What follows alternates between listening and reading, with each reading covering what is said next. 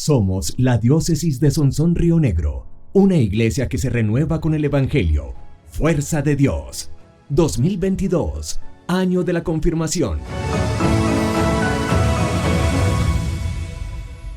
Bueno, a los que se conectan por el Facebook, buena noche. Qué pena empezar tardecito, pero estaba por allá haciendo una vueltecita en Medellín y apenas es la hora de llegar.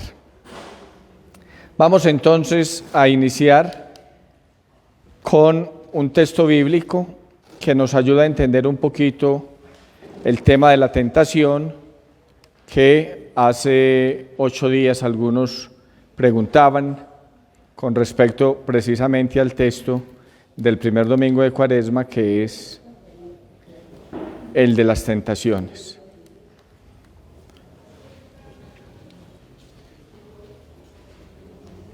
Y vamos a tomar este texto del libro del Génesis. Voy a acercarlo más aquí para que se vea mejor.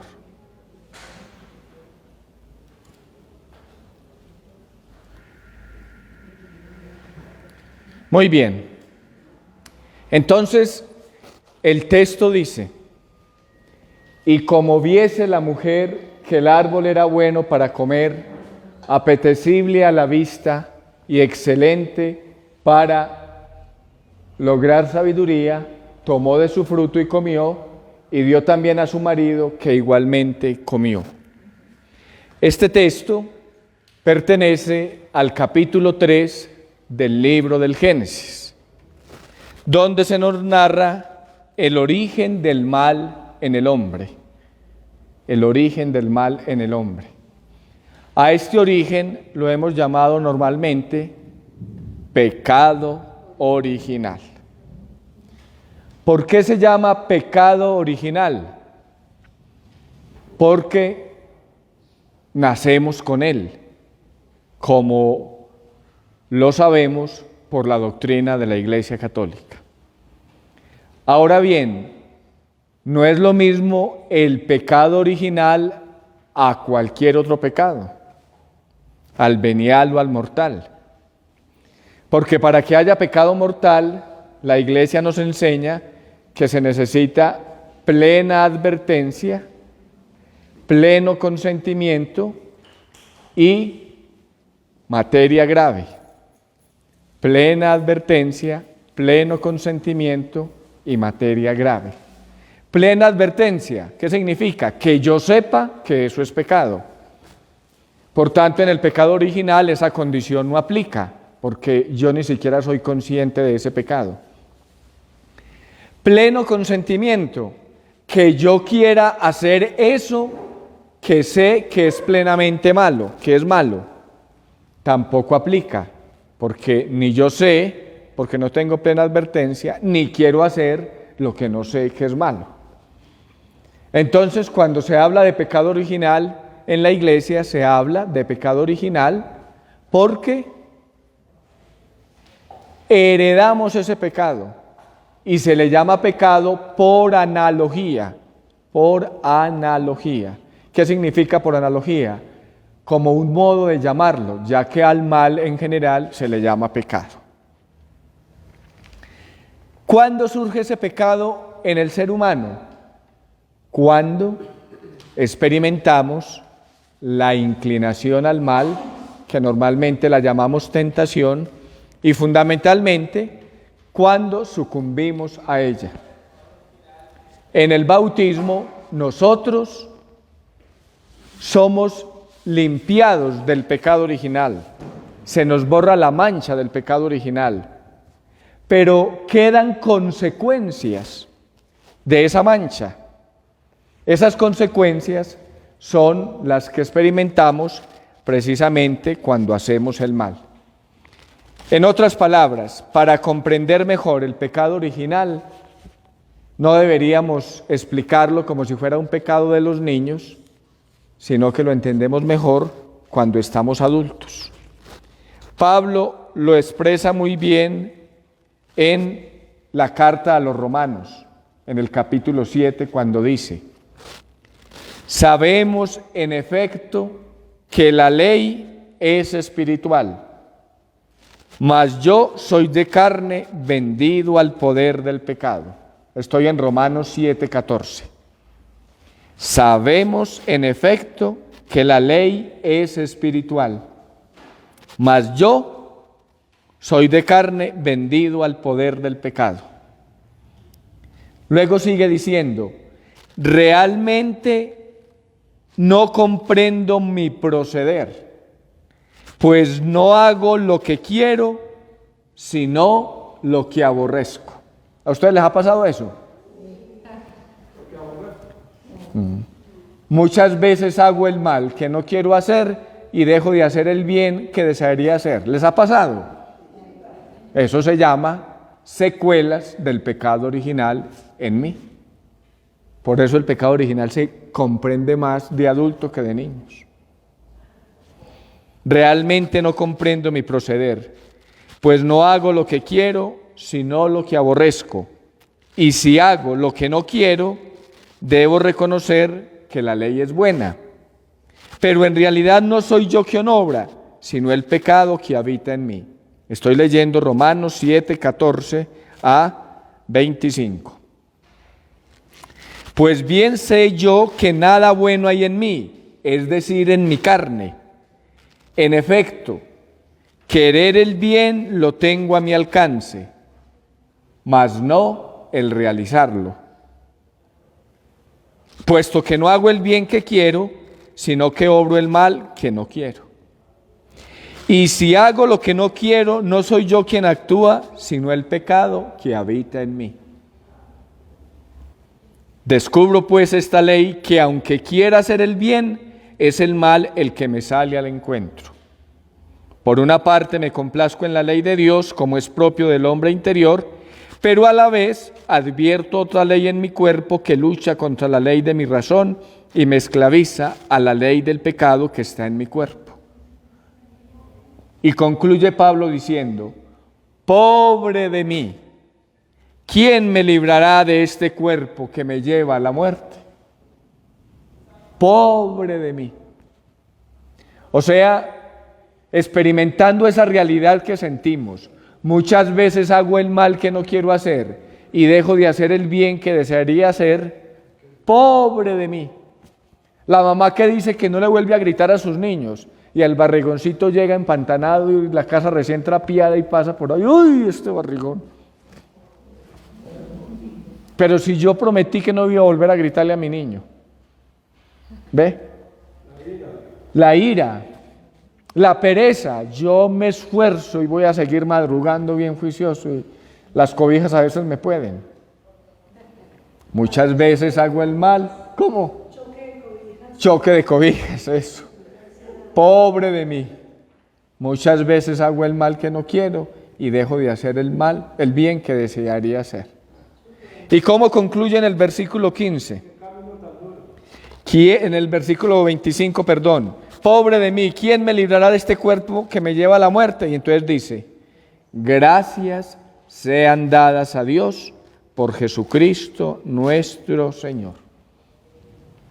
¿Quién me librará? Jesucristo. Solo la gracia del Señor. Solo la gracia del Señor. Porque yo solo no soy capaz. Entonces miren, en ese texto de Romanos 7, 14, 25, creo yo, a mi modo de ver, es el texto más explícito para explicar el pecado original. Porque más que acusar a un bebé que no tiene conciencia ni consentimiento de cómo hay pecado en él, es que nuestra naturaleza humana, por la desobediencia de nuestros primeros padres, incluye en mí esa inclinación al mal. Pero yo ¿qué tengo que ver con Adán y Eva que ni siquiera los conocí? Pues tengo que ver esta inclinación al mal. Muchas veces hago el mal que no quiero hacer y dejo de hacer el bien que desearía hacer. ¿Cierto? ¿Cómo nos narra la Sagrada Escritura el origen del mal en el hombre? Lo hace muy claramente en el capítulo 3 del libro del Génesis, de donde está tomado este texto con el que haremos hoy nuestra reflexión. Dice así, capítulo 3, versículo 1. La serpiente era el más astuto de todos los animales del campo que Yahvé Dios había hecho. Dijo a la mujer: ¿cómo os ha dicho Dios que no comáis de ninguno de los árboles del jardín? Respondió la mujer a la serpiente: podemos comer del fruto de los árboles del jardín, mas del fruto del árbol que está en medio del jardín ha dicho Dios: no comáis de él ni lo toquéis, so pena de muerte. Replicó la serpiente a la mujer: de ninguna manera moriréis. Es que Dios sabe muy bien que el día en que comáis de él, se os abrirán los ojos y seréis como dioses, conocedores del bien y del mal.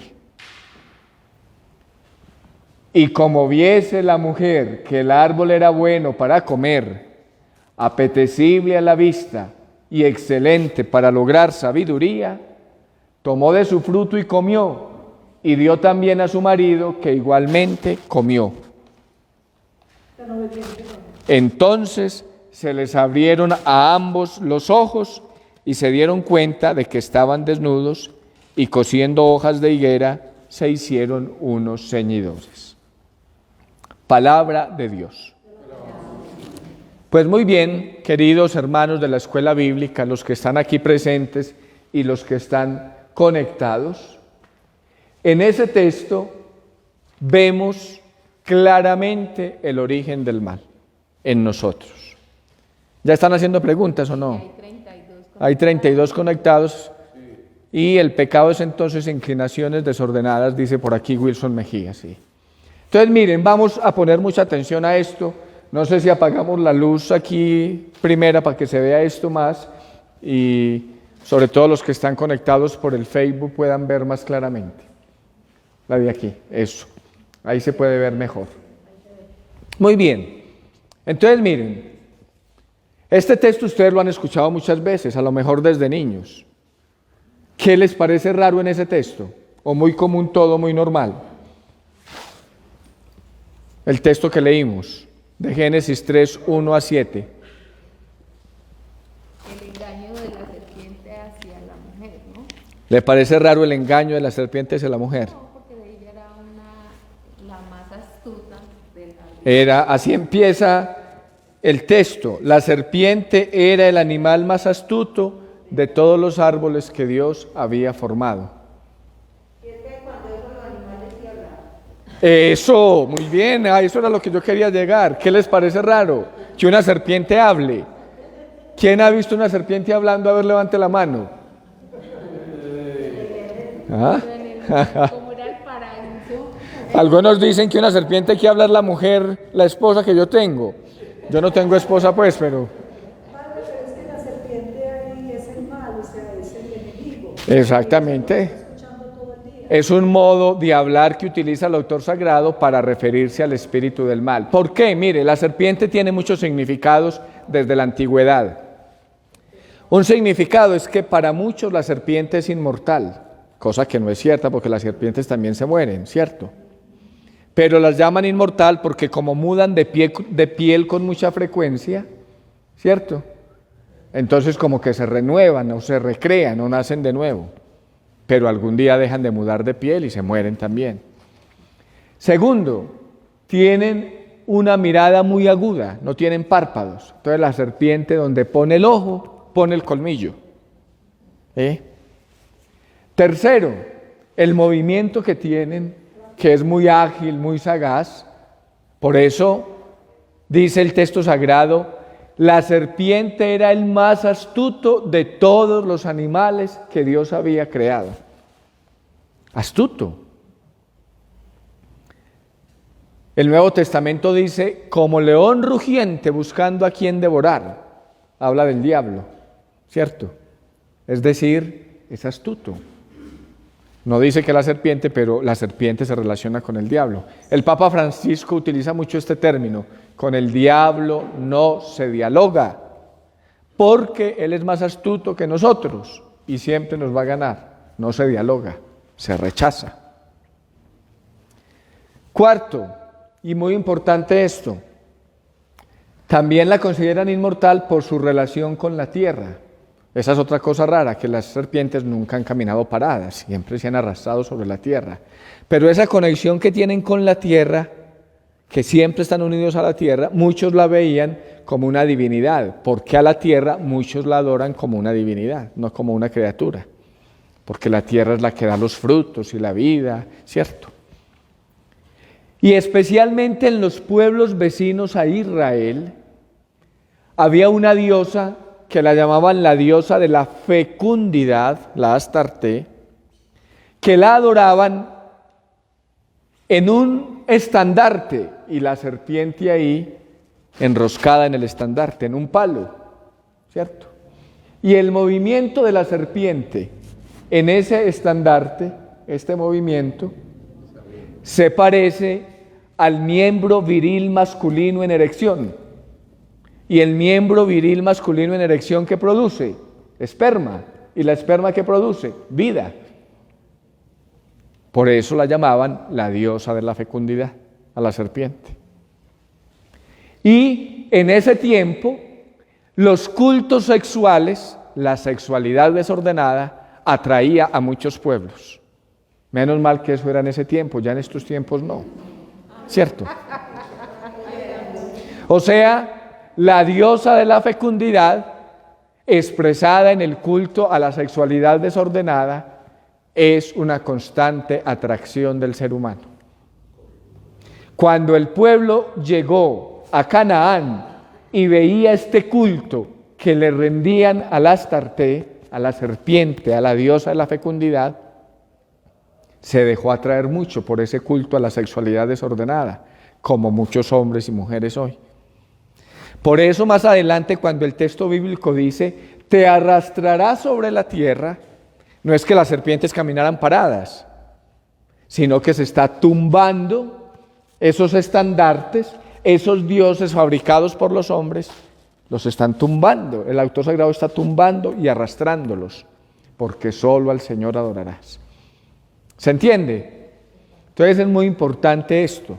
Ni las serpientes han hablado nunca, ni han caminado paradas, pero han tenido un significado muy importante. Por aquí preguntan, Padre, si con el bautismo el pecado es borrado, ¿por qué el hombre sigue inclinado al mal? Gracias, Juan Betancourt. El pecado se relaciona con la serpiente por la habilidad de esta especie para atacar. Viviana Gutiérrez escribe. Pues sí, por eso les decía, el bautismo borra el pecado, pero quedan las consecuencias en nosotros, la tara. Pero el bautismo nos da la gracia, es decir, nos hace capaces de vencer la tentación y no caer en el pecado. Pero para eso se necesita esfuerzo, austeridad, oración, lucha, combate, pelea, como Jesús combatió al mal con la tentación. Por eso este tema trata de la tentación, porque hace 8 días me pidieron que habláramos de esto. Y por eso desde la Sagrada Escritura pues les traigo este tema. Padre, ese signo que usted dice de la serpiente en el árbol, también es el mismo, el de la salud. El de la salud. Pues el mundo griego, y muy buena esa pregunta, aquí hacen una pregunta que el signo de los médicos, que son 2 serpientes entrelazadas en una especie de como espada o qué será, o de cruz incluso, ¿cierto? El mundo griego consideraba que las serpientes exhalaban de su cuerpo sustancias medicinales que daban vida. Si se acuerdan, en el capítulo 5 del Evangelio según San Juan, hay un relato muy bello, la curación del tullido de la piscina de Betesda. Dice el texto sagrado que junto a esa piscina permanecían cojos, ciegos, paralíticos, ¿sí? ¿Qué esperaban? Que se movieran las aguas. Y como que de una manera mágica, el primero que tocara las aguas quedaba curado, solo el primero. Y como era una fila inmensa ahí de gente enferma, pues eso es una mentalidad de los griegos, una mitología de los griegos. La serpiente mueve las aguas y al moverla exhala una sustancia y esa sustancia es medicinal, curativa. ¿Sí? Esa sustancia es medicinal, curativa. Jesús y el Evangelio, según San Juan, cambia esa mentalidad. Porque el tullido de la piscina de Betesda precisamente le dice a Jesús: cuando las aguas se mueven, otros a mi adelante, yo no alcanzo a llegar. 38 años llevaba ahí postrado. Durante 38 años alguien siempre se le adelantaba. Jesús, ¿qué le dice? Levántate, coge tu camilla y anda. Sin necesidad de meterlo al agua, ni de creer en mitología, ni nada, ¿cierto? Entonces el signo de los médicos viene desde la antigüedad y posiblemente es esa una de las razones. Por ello la serpiente, ¿cierto? La otra es la de Moisés también, el relato del libro del Éxodo, la serpiente de cobre, sí. Por eso es que la serpiente tiene mucha significación en el mundo antiguo, como les decía, de inmortalidad, de su unión con la tierra, de fecundidad, ¿cierto? Además la serpiente, yo por ejemplo le tengo mucha fobia a las serpientes. Ni muertas, me gusta verlas por ahí en un museo, ni siquiera, como que producen un no sé qué, ¿cierto? Fobia es una palabra griega que en castellano significa miedo. Fobia es miedo, ¿cierto? Entonces la serpiente tiene su misterio. Por ello tal vez la Sagrada Escritura, y no solamente la Sagrada Escritura, muchos autores la relacionan con el mal, la astucia, la rapidez, el movimiento, todo esto que hemos hablado para contextualizar.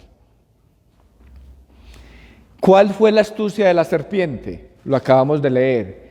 Con que Dios les ha prohibido comer de todos los árboles que están en el jardín. ¿Cuál es la trampa ahí de la serpiente? La enredó. ¿Cuál es la astucia? Que ella le dijera que todos sí, menos del de la mitad. Creó la duda, muy bien. Dios no le había prohibido comer de todos los árboles. Puso un árbol en medio del jardín. Esa es otra figura que utiliza el autor sagrado. Habla del jardín del Edén, pone los árboles y pone en medio un árbol que se llama del bien y del mal. Ahí no dice que sea un manzano, ni una pera, ni un guayabo, no. El árbol del bien y del mal. Seguramente algún sacerdote o alguna religiosa o algún catequista o alguna abuelita, por ser más pedagógico, dijo que era una manzana, pero no. Sería muy tonto Dios si se enoja porque uno le come una manzana. No valdría la pena creer en un Dios así. Tampoco el pecado original fue porque tuvieron relaciones íntimas. El mismo libro del Génesis dice, creced y multiplicaos y henchid la tierra. ¿Qué es el pecado original? Un pecado primero de desobediencia y segundo de orgullo. Quisieron ser como dioses. De desobediencia porque no obedecen lo que Dios dijo. De orgullo porque quisieron ser como dioses. ¿Qué significa quisieron ser como dioses? Ellos quieren definir qué es lo bueno y qué es lo malo. Esos son los hombres de hace siglos. Menos mal que los de hoy no quieren eso, ¿cierto? Menos mal que los de hoy, ¿cierto? Los de hoy dicen, no, es que para mí es bueno abortar a los 6 meses. Otros dicen, no, a las 14 semanas. Otros dicen, los hombres nos equivocamos mucho. Dios, que no se equivoca, sabe qué es lo correcto. Entonces, lo que el hombre quiere con el pecado de orgullo es definir qué es lo bueno y qué es lo malo, no que Dios se lo defina. Y ahí está la causa del mal. Ahí está. A mí me gusta mucho poner este ejemplo. Hagan de cuenta que alguno de ustedes es una pareja de esposos con sus hijos que les gusta el trabajo en el campo y están buscando una finca, una hacienda para trabajar. Y llegan a una finca mía, que no tengo, pero estamos poniendo un ejemplo. Y yo les digo, claro, ahí está la finca. Ve esas mangas, cultive lo que quiera. Si le da papas, coma papa. Y si le da yuca también, y frutas, todo eso es suyo. Esas canchas de allá, que sus niños jueguen fútbol ahí o lo que quieran jugar. Las vacas ordeñen y saquen leche. Es decir, administren en la finca. Pero esa cabañita de la esquina me la dejan quietecita. Esa es para cuando yo venga a descansar. ¿Los estoy humillando? No. ¿Qué le estoy diciendo? Disfrute de la finca, pero recuerde que es mía. Respéteme, que yo soy el dueño. Eso, podríamos decir, pasó en el relato del paraíso. Dios nos da todo, pero nos dice, yo soy el que digo que es bueno y que es malo, no tú, yo. Porque como la experiencia nos dice, los hombres nos equivocamos mucho. ¿Sí o no? Entonces, claro, la serpiente empezó con una exageración, con que Dios les ha dicho que no coman de ninguno de los árboles del jardín, de ninguno. Y lo peor de una mentira es la parte de verdad que tiene. Hagan el ensayo y verá, las mamás o las esposas. Con que estabas en la calle, por allá te vieron borracho. Mentiras, que usted no estaba ni en la calle ni borracho. Pero ya usted entra en diálogo y empieza a corregir. No, mija, no estaba en la calle ni borracho tampoco. Yo estaba con unos amigos ahí tomándome una gaseosa. Ya entró en diálogo. Eso era lo que quería el diablo. Por eso el Papa Francisco dice, con el diablo no se dialoga, porque es más astuto que yo. Lo más peligroso de una mentira es la parte de verdad que tiene. En estas campañas políticas sí que utilizan mentiras con una parte de verdad para confundir la gente. ¿Qué respondió la mujer? No, Él no nos ha prohibido comer de todos los árboles. Respondió bien. Nos ha dicho que no comamos de este ni lo toquemos, so pena de muerte. Ahí ya también exageró la mujer. Y entonces la serpiente, dice el texto, ahí viene la exageración. Desde eso dice el texto, viendo la mujer que el árbol era bueno para comer, apetecible a la vista y excelente para lograr sabiduría, tomó de su fruto y comió, y dio también a su marido, que igualmente comió. ¿Qué pecado? A las mujeres muchas veces les echan tierra diciendo, vio usted que estaba ahí, que se dejó convencer de Satanás o de la serpiente, usted fue la que nos metió en este lío. No sean bobitas, ahí estaba Adán al lado. ¿Por qué no advirtió pues? No sean bobitas, ¿por qué no advirtió?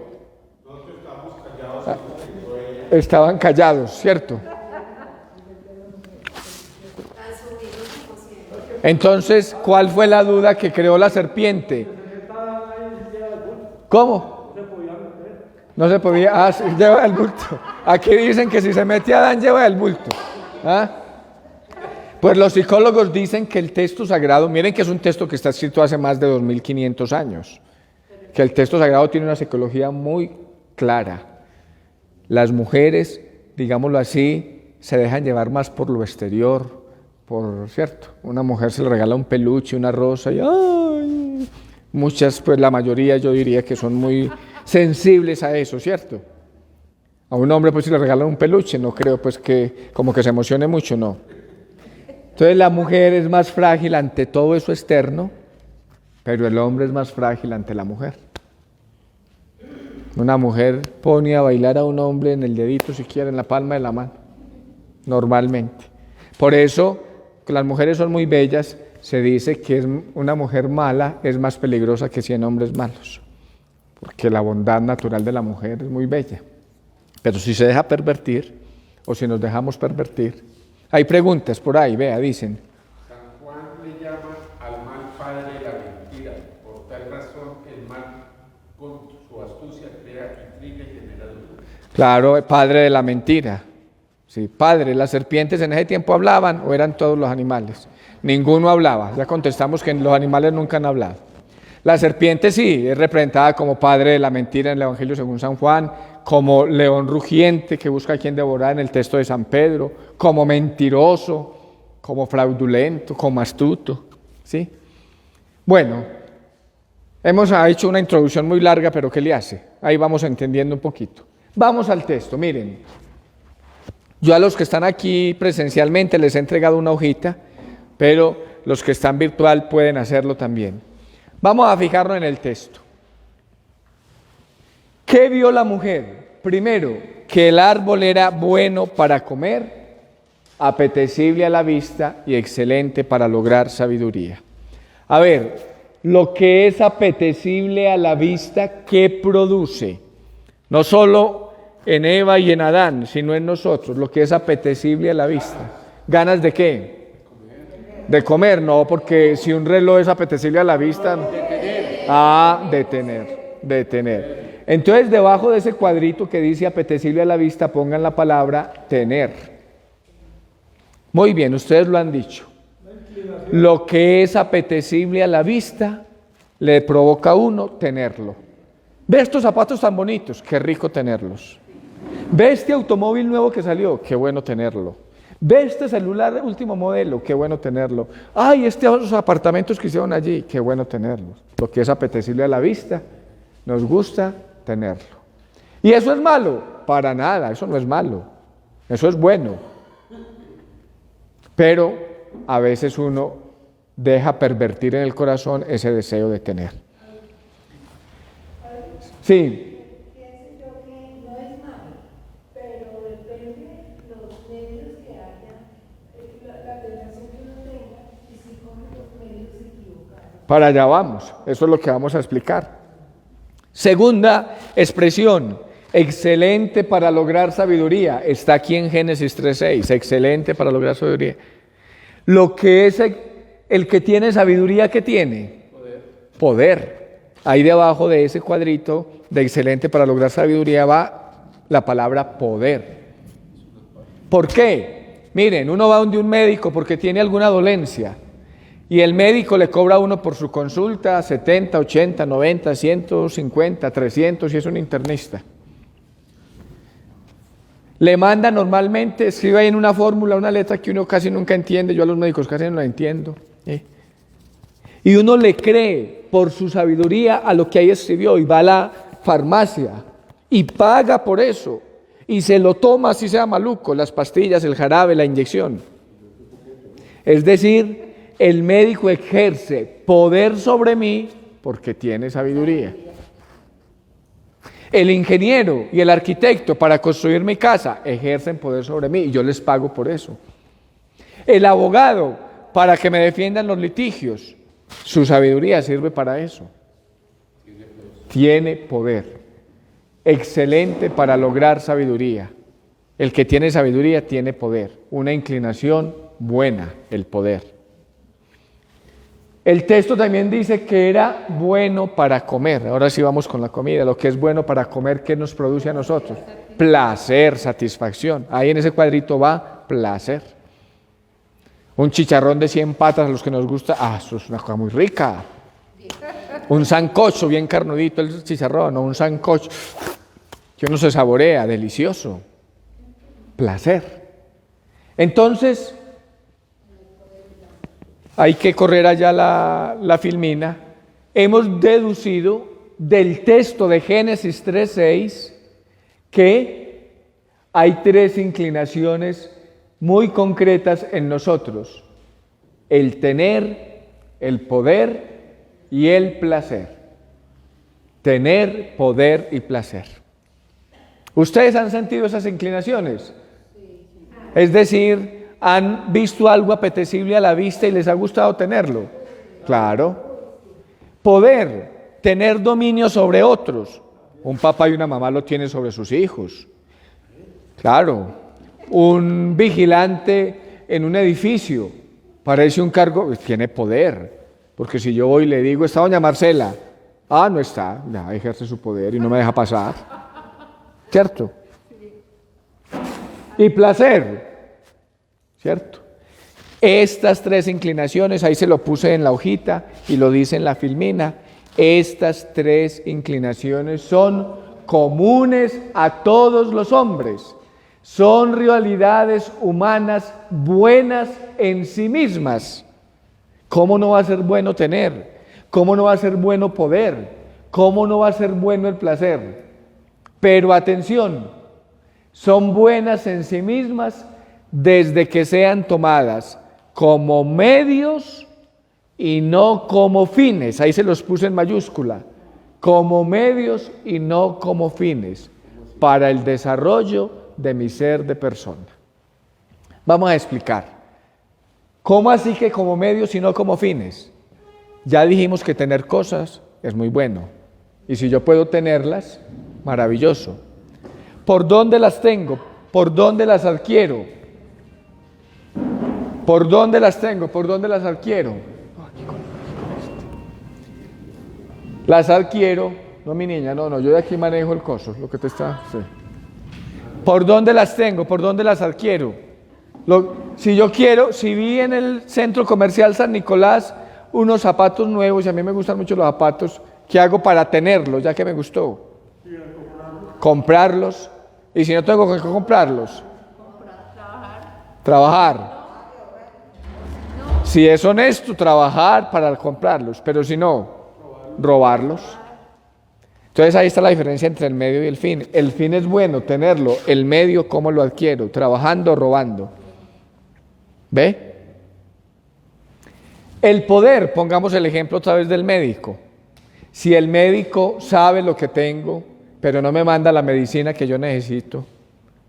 Hombre, este viene con esta dolencia, eso debe ser alguna cosa, le voy a mandar esta droguita ahí para entretenerlo. Pero no me cura, para que vuelva a los 15 días, le pague la consulta, le dé más plata. ¿Ah? Deshonesto, ¿cierto? Ejerce mal el poder, porque el fin es curarme, pero más lentamente, para que yo le dé más plata. O el abogado se inventa vueltas y leyes y que hay que ir allí, que no sé qué. ¿Sí? O el político, o el sacerdote. Aquí estamos involucrados todos, porque todos tenemos esa inclinación buena al poder. ¿Mm? O el placer. ¿Cómo no va a ser rico uno descansar un ratico más, dormir hasta más tarde? Pero si eso se vuelve ya costumbre en mí, me vuelve un holgazán. Y siempre sacándole la disculpa ya al patrón, no, es que lo que pasa es que estoy enfermo. Y mentiras. Entonces miren, muy importante esto. Estas son realidades humanas buenas en sí mismas, desde que sean tomadas como medios y no como fines para el desarrollo de mi ser de persona y de cristiano. Ahí al lado del primer cuadrito yo les ponía Génesis 3:6 y se los pongo con una pregunta. ¿Soy Adán, soy Eva? ¿Qué respondemos?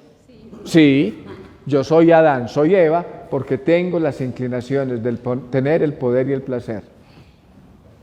Inclinaciones comunes a todos los seres humanos, independiente de que sean negros, blancos, que hayan nacido en el siglo V antes de Cristo, o en el siglo XV, o en el XXI, que vivan en México, o en Egipto, o en Colombia, o en Antioquia. Todos los seres humanos de todas las épocas, de todos los tiempos, de todas las razas, de todas las culturas, sentimos la inclinación al tener, al poder y al placer. Inclinaciones en sí mismo buenas. Jesucristo, como es hombre, las tenía Jesucristo. Jesús fue tentado en el tener, apetecible a la vista. Satanás lo llevó a un monte alto. Mira, apetecible a la vista. Mira todo lo que hay. Te lo daré si te postras y me adoras. Al placer, después de 40 días sin comer nada. Come pan, transforma la piedra en pan y come. Al poder, tírate de aquí. Usted no es el Hijo de Dios, pues que lo recojan allá los ángeles. ¿Ven? Inclinaciones comunes a todos los seres humanos, también a Jesucristo, porque Jesucristo también es hombre. ¿Cuál es el problema? Que estas inclinaciones sean tomadas como fines y no como medios. Vamos a ver cuando se toman como fines en qué se convierten. Cuando yo quiero tener, vamos a la primera columna, quiero tener y tener y tener. ¿Cómo se llama ese deseo de tener y tener? Y entre más tengo, menos satisfecho estoy. Se llama avaricia. Entonces pongan ahí en ese cuadrito, avaricia. En respuesta del primer Adán a estas inclinaciones. Respuesta del primer Adán a estas inclinaciones. Entonces, avaricia. Y cuando veo lo que el otro tiene y deseo tener eso que el otro tiene y yo no lo tengo, ¿cómo se llama? Envidia. Pongan también ahí en ese cuadrito, envidia. En el mismo, claro. Miren, el tener es una inclinación en sí mismo buena. Pero si yo la dejo de generar o pervertir, se convierte en avaricia y envidia.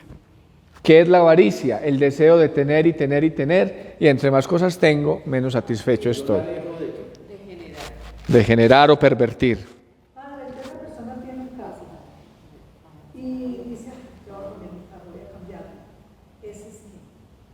¿Es ese deseo de progresar o es avaricia? Es deseo de progresar, pero si tiene un carro y luego quiere tener otro y tiene...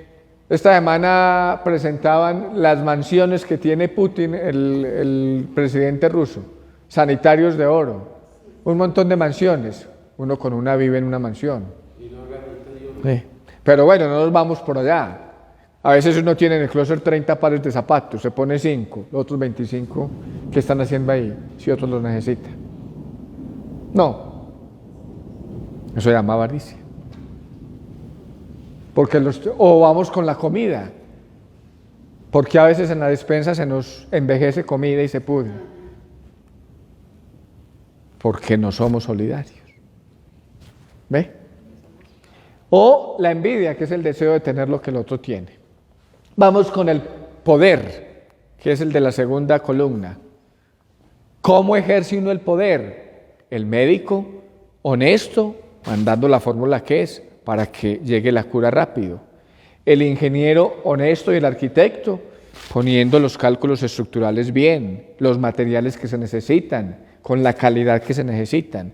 Es decir, no sé si juzgo mal, los que construyeron el Space, algo tuvo que pasar. El que se derrumbó hace 12 años en el poblado, 12 años ya, o 13.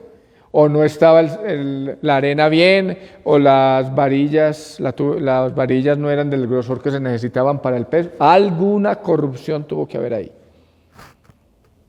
¿Eso cómo se llama? Orgullo.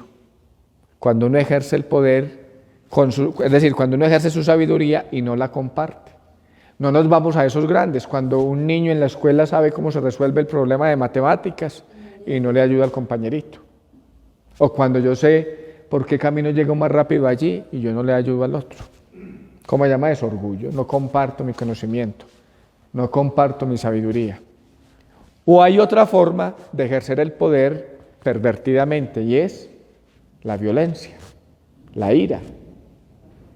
La guerrilla o los paramilitares o los grupos subversivos ejercen su poder con un arma, infundiendo miedo. ¿Cómo se llama eso? Ira.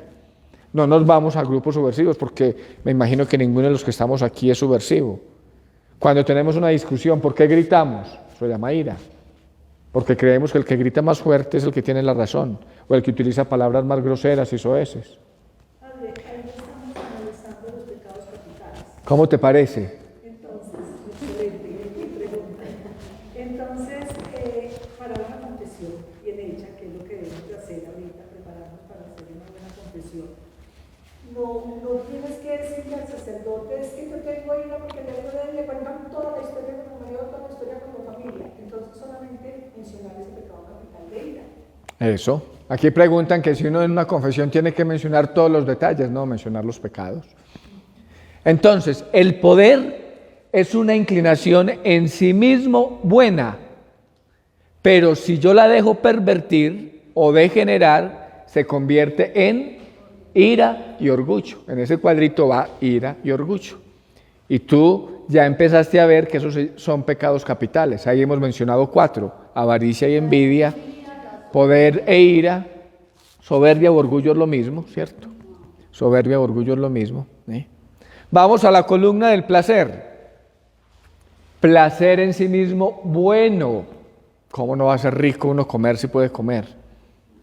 Pero si yo dejo de generar ese placer en mí, por ejemplo en el alimento, eso se convierte en gula. ¿Qué es la gula? El exceso de alimento o el exceso en la bebida.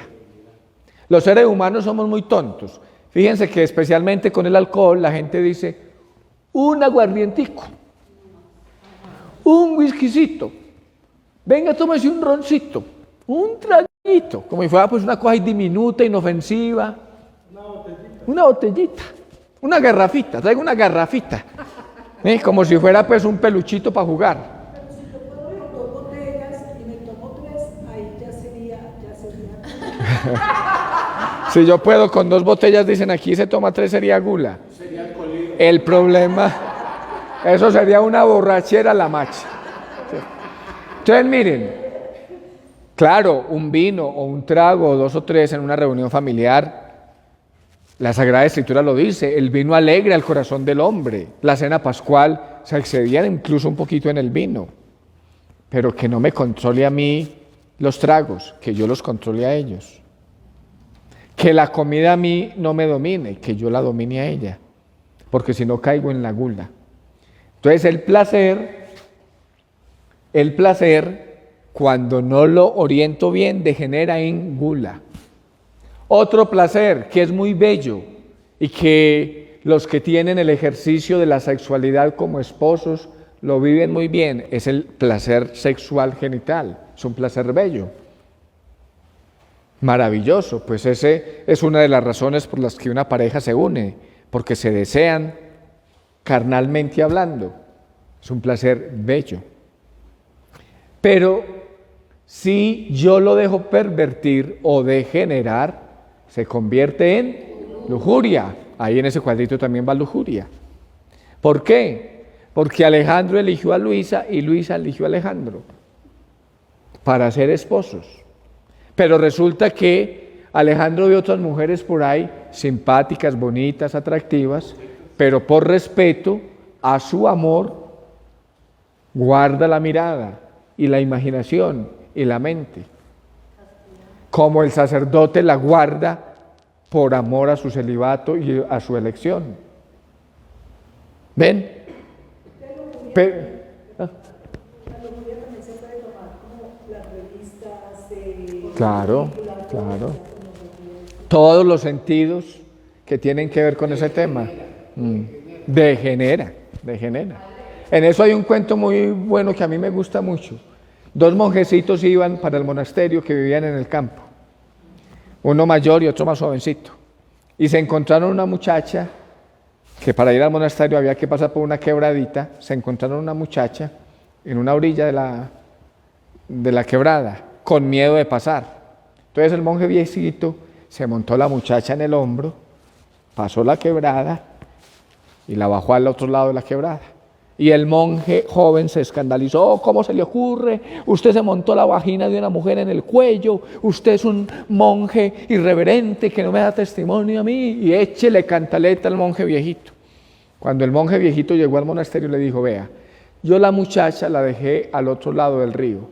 Usted no la ha bajado. No la ha bajado. Usted no la ha bajado.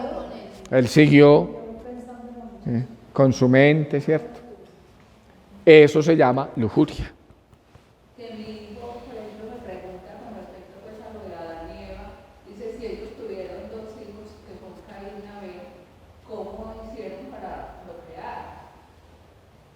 Y entonces, ¿usted qué le contesta? Yo le digo que lo que pasa es que la Biblia no nos da como elementos pues que siempre hay como anécdotas que narran y que Aquí preguntan para los que están por allá conectados con el Facebook, que si Adán y Eva eran solos, ¿cómo hicieron y tuvieron hijos, Caín y Abel? ¿Cómo hicieron para que hubiera más generación, cierto? Es que el objetivo de la Sagrada Escritura no es decir que Adán y Eva fueron la única pareja que había en el mundo, no, ese no es el objetivo. Es más, eso ya haría pues parte de otro estudio, ¿cierto? Adán y Eva es lo que estamos tratando de ver en esta hojita. Adán y Eva eres tú y soy yo. Porque imposible que de una pareja haya nacido toda la humanidad. Hay un documento de la Iglesia que habla sobre eso, sobre el monogenismo, mono, uno, genis, el origen en uno solo. Sí, no, por ahí no va la cosa. La Sagrada Escritura lo que está queriendo decir es que Dios creó al ser humano. ¿Cómo le contestó uno a ese niño? Por eso tiene que explicarle así, ¿cierto? Bien, tercer acontecimiento que produce placer. el descanso, maravilloso. Uno dormir hasta más tarde. Yo creo que de las cosas buenas de uno estar pensionado, que ya no tiene que regirse por horarios. No. Pero ese descanso, si se degenera, se vuelve pereza. Muy bien dicho. El placer en sí mismo es bueno, pero si yo lo dejo pervertir, se convierte en pereza. Entonces, miren, el tener en sí mismo es bueno, pero si yo lo dejo degenerar, se convierte en avaricia y envidia. El poder en sí mismo es bueno, pero si yo lo dejo pervertir, se convierte en soberbia e ira. El placer en sí mismo es bueno, pero si yo lo dejo degenerar, se convierte en lujuria, gula y pereza. Aquí no aparece pues toda la... ¿Sí? ¿Ven? ¿A ustedes les ha pasado eso? ¿Les ha pasado? Muy bien. Esos 7 degeneramientos o perversidades se llaman vicios. En el mundo no creyente, en la iglesia y en el mundo creyente se llaman pecados capitales. ¿Por qué llaman pecados capitales? Porque son la cabeza de otros pecados. Capital significa cabeza. La capital de Antioquia, Medellín, es la cabeza, la ciudad cabeza de muchas gestiones que se hacen en el departamento. Se llaman pecados capitales por eso, porque son la cabeza de muchos otros pecados. El que se embriaga normalmente se vuelve grosero, normalmente. Otros se vuelven más... Están encerrados en el otro lado. ¿Están encerrados en el otro lado? No sé cómo les ayudamos. Son lo mismo que los cardinales. No, los cardinales no son pecados, los cardinales son, las virtudes son cardinales. Ahorita vamos a hablar de ellas. Bueno, venga, yo me voy por aquí a ver. Vea, si quiere entra por aquí. Qué pena los del Facebook, estamos aquí resolviendo una cosita. Entra por aquí, ya entra a la sacristía, con esta abre allá. Y si está cerrado por allá, entonces tiene que devolverse y entrar por la casa cural. Con esta verde y con esta roja. Minuto, ¿entro por dónde? No, ¿por dónde? O me meto por allá por la casa cural. Si es por la casa cural, la puerta... Para abrir la reja, para salir, me imagino que son los que están en el, sí, en el salón en el 1. otro salón. ¿Y cómo no les dejaron el candado? ¿Nos ayudan con alguien que nos abra la reja del otro lado? Sí. Mejor dicho, vea, ya, llamemos al padre Dubán y que Dubán les abra por la casa cural para que salgan por la casa cural.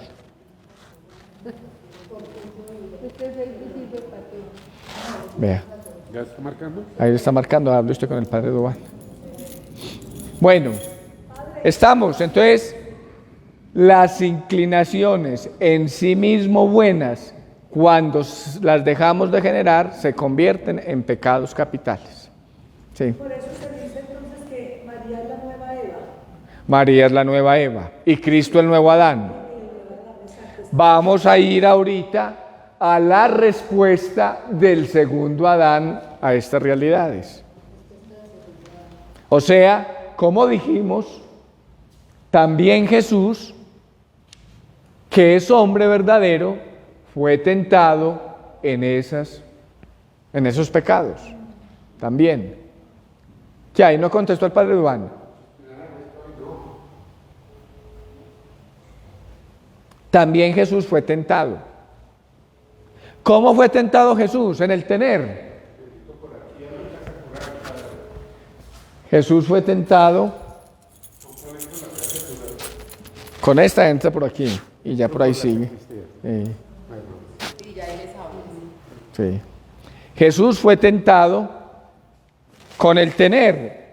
Mira todo lo que hay, le dijo Satanás, según la versión del Evangelio según San Lucas y del Evangelio según San Mateo. Mira, te daré todo lo que ves, apetecible a la vista, si te postras y me adoras. ¿Qué respondió Jesús? No, Señor. Al tener, solo al Señor adorarás y solo a Él darás culto. Es decir, las cosas no se adoran, son medios. Al único que se adora es a Dios. La tentación del poder, muestra tu poder, muestra que eres hijo de Dios, tírate de aquí que te recojan los ángeles. ¿Qué respondió el Señor? No tentarás al Señor tu Dios. A Dios no se le tienta, porque Él es Dios, Él es perfecto, Él no equivoca. A la tentación del placer, transforma las piedras en pan. No solo de pan vive el hombre, sino de toda palabra que sale de la boca de Dios. Ahí están las tres respuestas de Jesús. Ante el tener, solo al Señor adorarás, solo a Él darás culto. Ante el poder, no tentarás al Señor tu Dios. Ante el placer, no solo de pan vive el hombre, sino de toda palabra que sale de la boca de Dios. Esas tres expresiones con las que respondió Jesús son de la Sagrada Escritura. Está escrito, son de la Sagrada Escritura. Jesús respondió con la palabra, no dialogó con Satanás, sino que respondió con Dios, con la palabra de Dios. ¿Ven qué tan importante eso? Por eso es el nuevo Adán. Bonito, ¿cierto? La respuesta del primer Adán, ¿cuál fue? Los pecados capitales. La respuesta del segundo Adán, la palabra. Pues bien, vamos al siguiente cuadrito. En el tener, la respuesta de Jesús, solo al Señor adorarás y a Él darás culto, se llama pobreza. O sea, ante el tener, pobreza. ¿Por qué? Porque la pobreza en el Evangelio no es vivir harapientos y mendigando. No, Dios quiere que vivamos dignamente. Dios quiere que vivamos dignamente. Hace 8 días les mencionaba ese texto de los Proverbios. No me des riqueza ni pobreza, dame lo justo para vivir con dignidad, porque si me das riqueza me siento muy orgulloso y creo que tú me sobras, y si me das pobreza me pongo a robar y te ofendo. Dame lo justo para vivir. Eso es la pobreza. La pobreza es eso, que si yo tengo 30 pares de zapatos y solo utilizo 5, pues los otros 25 se los puedo dar a alguien que los necesita. No. O sea, con todo el respeto a los que son fanáticos del fútbol, ¿cómo es posible que un jugador de fútbol se gane en un segundo lo que un trabajador no se gana en toda su vida con un salario mínimo? Eso es una injusticia desde todo punto de vista. O sea, ganan por respirar. O un político, o una persona corrupta desde cualquier punto de vista. ¿Ve? Ante el deseo de poder, Jesús, ¿qué propone? Obediencia. Obediencia. Y ante el deseo de placer, castidad. Que la castidad es la limpieza de corazón, no es la ausencia de relaciones genitales, es la limpieza de corazón. El esposo y la esposa que son fieles, que viven su sexualidad ordenadamente, viven su placer con castidad. Esas tres palabritas que son la respuesta de Jesús a esas tres inclinaciones en sí mismo buenas que se degeneran con los pecados capitales, según el primer Adán, esas tres palabritas se llaman consejos evangélicos, que no son solo para los religiosos o los sacerdotes, no, son para todo cristiano. Se llaman consejos evangélicos, ¿sí? Y si seguimos, entonces, ¿cómo se vive la pobreza? La pobreza se vive teniendo lo digno sin ser injusto. Por eso aparece la virtud de la justicia. La virtud de la justicia es la virtud que me ayuda a ser pobre. ¿Qué es la pobreza? No vivir con más de lo que necesito. Por ahí dicen que una vez un americano iba con un morral grande paseando en Egipto y se encontró un monje en Egipto con una celda, una cama, una silla, una mesa y un crucifijo. Y el americano le dijo: por Dios, ¿usted cómo hace para vivir? ¿Dónde están sus cosas? Y el monje le contestó: ¿y dónde están las suyas?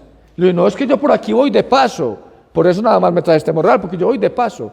Y el monje le contestó: yo también por esta vida voy de paso. Cama, silla, mesa y crucifijo. Yo por esta vida también voy de paso.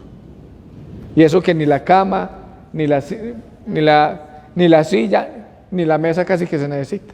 La Madre Teresa de Calcuta, que vivía en una pobreza inmensa, y al lado del Vaticano está la casa de ellas, no tienen ni salas ni sillas, comen sentaditas en el piso. Por ahí decía, creo que era San Agustín, pocas cosas se necesitan para vivir, y de las pocas cosas que se necesitan para vivir, yo necesito pocas. Yo necesito pocas. Pero miren, nosotros nos llenamos de muchos estorbitos, y la prueba está cuando tenemos que hacer un trasteo. A los curas que nos mueven cada rato, cada 5 años, cada 3, y empezamos a empacar, oiga, pero este montón de estorbitos. Muchos es que nos lo regalan, la verdad sea dicha. Entonces, si le regalan a uno esto, pues ¿cómo lo va a botar, cierto? Pero uno cuando lo trasladan, purifica muchas cosas. Nos llenamos. Pocas cosas se necesitan para vivir, y de las pocas cosas que se necesitan para vivir, yo necesito pocas. ¿Qué les parece, pues? ¿Esto les pasa a ustedes o no? ¿Esto que estamos viendo? Bueno, ante la obediencia, o mejor dicho, ¿cómo se vive la obediencia? Con fortaleza. Dijimos que el poder degenera en ira u orgullo. Entonces alguien me da un golpe. La respuesta no es que yo le dé otro golpe. Soy fuerte si no le doy el golpe. Porque al mal se responde con el bien, nos enseña Jesús. Eso se llama fortaleza. Mejor dicho, como decía hoy el Salmo, no nos trates como merecen nuestros pecados. Porque si el Señor nos tratara como merecen nuestros pecados, estábamos en la olla.